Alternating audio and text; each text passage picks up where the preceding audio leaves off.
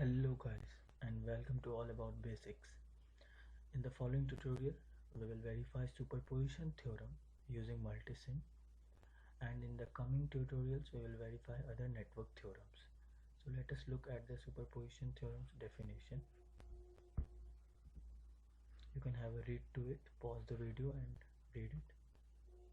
If you don't know the definition of the linear and bilateral network, so you can pause and you can read this also similarly.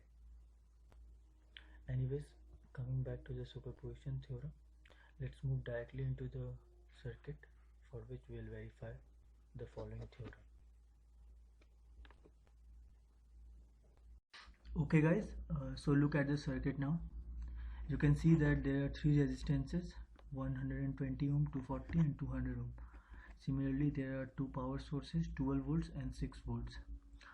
This is our circuit, and we will verify our superposition theorem across 200 ohm resistance. So as it was stated in the statement, the definition, so one source will be acting like 12. When the 12 volt source is acting, then we need to short circuit the 6 volt one, and when 6 volt is acting, and then 12 volt should be short circuited. If there are any current sources, then you need to open circuit the loop, and if there are any dependent sources, then you need to leave it as it is. And we'll measure one by one the current across R3, and then we'll sum up, and we'll measure the net current across R3. If both of them are equal, then we have verified our superposition theorem. So let's just draw the circuit step by step, and then we will do further. So look at it. So as we need to place the components, so we'll find out place, and we'll click on the component. You just go to sources, click on basic. You will get the resistance and various other things, inductor, capacitor. So we need resistors, so we'll click on the resistance. Already it is there 120, so we'll click OK, place it. So we need one more, so we'll place this one. We'll place another, we need one more. Now we need to rotate this, so we'll use it Control R and we'll rotate this. Okay, now we need power sources. We'll go again to the place component. We'll select here sources. We'll find out DC power. We'll click on the OK. Place those DC power. We need one more. Now we'll change the values as required. You need to double click on it to change the value. This was 240 ohm, so OK. Click on OK. And this was 200 ohm.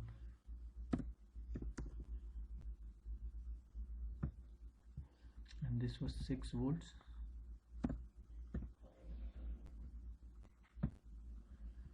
So it was negative with respect to ground. So let us rotate this. Control R. Similarly,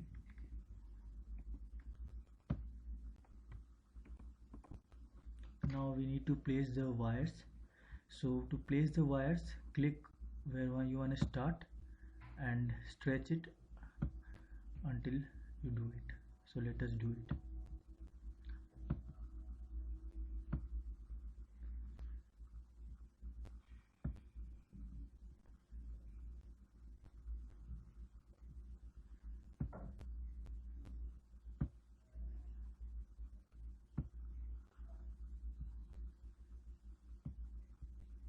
Okay, now we need a multimeter to measure this. So we will look at the right hand side. There are many icons. We'll hover over it and we'll come to know the top one is the multimeter. So click on it. So bring it over here, place it.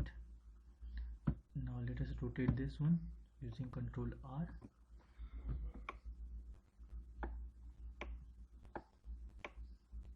Now we'll place the wires.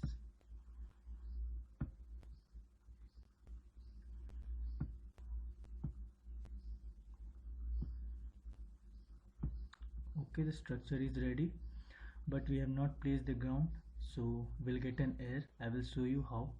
Let's run it. say you are getting an error. So let's put the ground. So again, go to the place component, you see select all groups, you will get the ground there.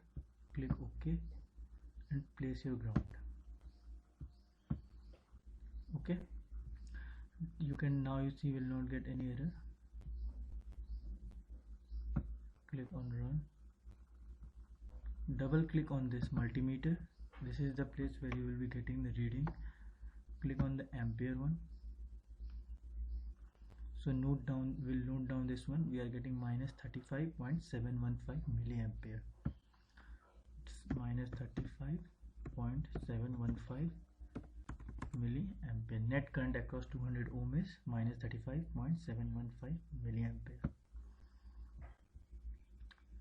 Now we'll keep 12 volt source active and we'll short circuit this one.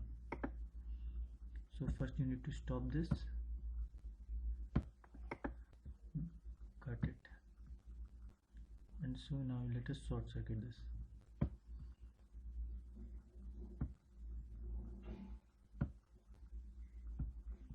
So it's short circuit now. Again we'll double click this and we'll click on the run.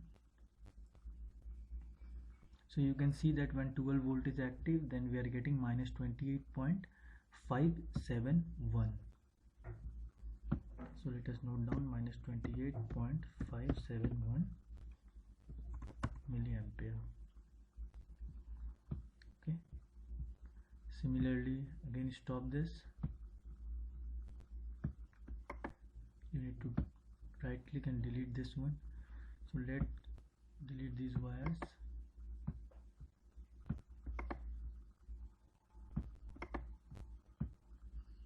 Now bring this one on this side, double click and make it 6 volts because we are repeating the same process. Now we will put wire on this side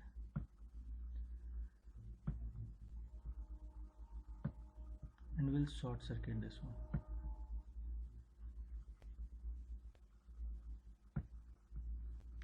Okay, so now double click on this, click on run. You can see that when 6 volt is active, you are getting minus 7.143. So note it down, minus 7.143 milliampere. Now adding I1 and I2, you will get minus 35.714 milliampere. So look at the two values. There is an error at the third decimal point, so we can neglect this.